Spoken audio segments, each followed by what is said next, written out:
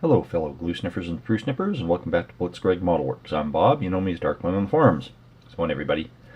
Tiny little update, haven't had a lot of time the past few weeks to build, but I did manage to get most of the photo etch done on the upper deck. So the axe, the jack block, and its horrifically tiny and delicate latch. The shovel, the towing clevis, sledgehammer, pry bar, wire cutters, there we go, and fire extinguisher.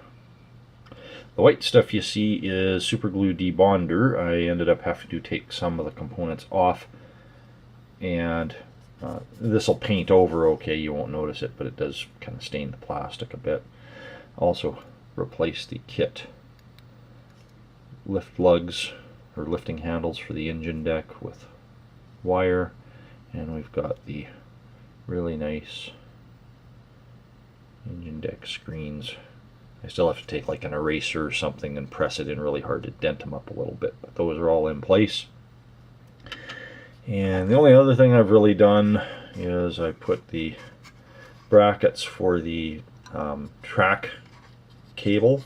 That would be the cable that they would use to pull the tracks up when they were switching from transport to transit or back and forth or repairing the damaged track. I still have to put in the little cleats for where the fenders are going to go, and then Zimrit the whole thing. And I've got the exhausts all done and appropriately damaged. Show you a bit from the back. I got the flappers kind of open because the engines are supposed to be running.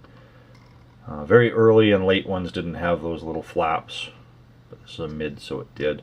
So I've used most of the photo etch that ABER give you. I didn't use their little bits on the top because they just look like little discs.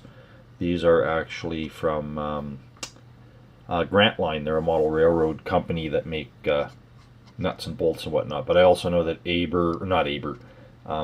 Meng, or Mung, I guess is how it's supposed to be pronounced.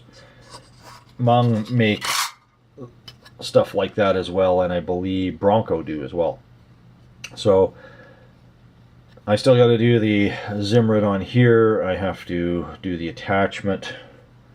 I'm waiting for Eureka track cables and tow cables so I can finish. That's what these marks are for. That's where the old tow cables would be glued into.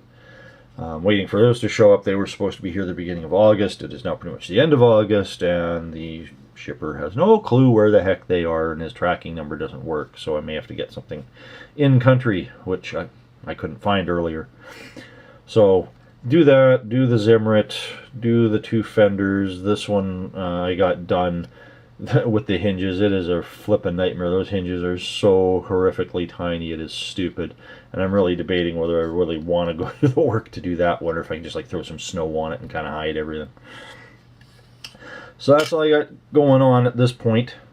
Also waiting on figure set, a Verlinden figure set, and some Academy periscopes for in the hatches and whatnot, because all the hatches are done too.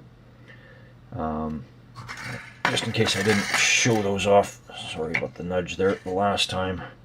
I've totally redone the insides of the drivers and radio operators hatches with ABER and Grant Line parts. And so I'm just waiting for the Academy periscopes to fit in there, because they're a clear green, so they look like armored glass, and then you just paint the stuff that's not supposed to be glass. So anyway, that's the update for now, and hopefully that stuff shows up here and I'll be able to get everything buttoned up and get going, because I can't really do a whole heck of a lot other than maybe starting the paint job. The wheels have already been painted and I've started weathering the back sides, but haven't really gotten too far in anything else. So thanks for watching. Thanks for subscribing to the channel. If you haven't already, like and subscribe. If you have any questions or comments, please comment section down below. Thanks a lot, guys. Really appreciate it. Bye-bye.